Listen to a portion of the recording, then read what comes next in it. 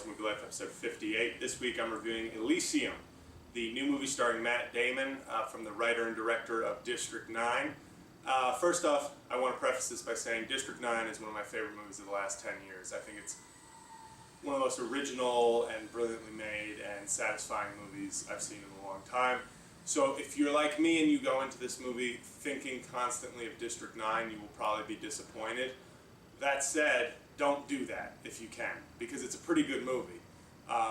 Basically, it's been very common this year for the futuristic, the world is a shithole kind of movies, which is where we're taking the world anyway. Like this movie basically starts, it's in 2154, and overpopulation and disease and everything, which is where we're headed. I'm actually reading Dan Brown's new book, Inferno, which is kind of creeping me out with the whole overpopulation thing. That the world is headed for some sort of level of chaos, but I digress. 2154, it's already happened. The resources are spent, and all the rich people basically live on Elysium, which is a very fancy space station that looks like a model of wealthy suburbia. Meanwhile, Earth has turned into some sort of dusty third world ghetto, and Matt Damon's the hero, and despite his charming looks and physique, which he got buffed for this movie, I'm not completely sure why, but he's stuck on Earth.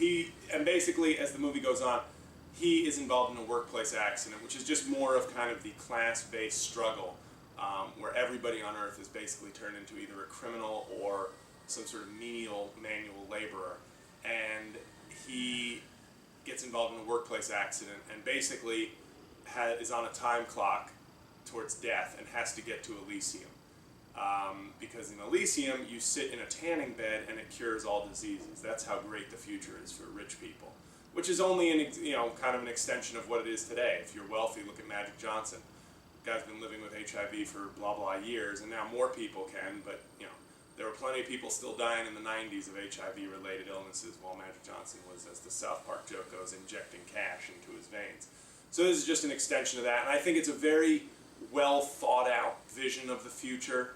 I think the action scenes are great. The two villains in the movie, one is the guy from District 9 who turned into a Bron.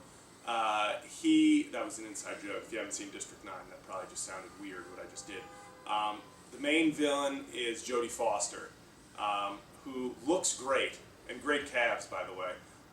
Weirdest performance I've ever seen her give. It's just a strange, almost sounds like she's dubbed half the movie. It's a weird performance by her. She picks some sort of weird futuristic dialect, some sort of hybrid, but it doesn't really work. I find her performance borderline bad. But then the other bad guy is kind of her henchman, who was the good guy in District 9. He's great. He's very menacing and creepy. But the movie, I would give it an A-, B+, and I don't want to give away the ending or anything that happens, but it was... The problem is I just kept comparing it to District 9, which is, I think District 9 will one day be considered a classic, and it's not fair that this guy's sophomore. By the way, this director and writer is only 33, so he was 29 when he did District 9, so this is, I guess, this week's You're a Failure alert for anybody over 29, just like the director of Fruitvale Station was 26 when he wrote and directed that. It's not as good as District 9, but it's better than most things that have come out this summer. It's enjoyable, the action scenes are great, and it's well thought out. The ending almost reminds me, as much as there was a lot of District 9 in this movie, it also reminded me of a movie called The Island with Ewan McGregor and Scarlett Johansson, which was a Michael Bay movie, which was a fantastic action movie that didn't make a lot of money. But it kind of reminded me a little of that. So I'd give it, like I said, an A-, B+, leaning towards the A- side. So try to check your love of District 9, and I think you'll enjoy this movie. So that's it. Wanna get the feeling, gotta get the feeling.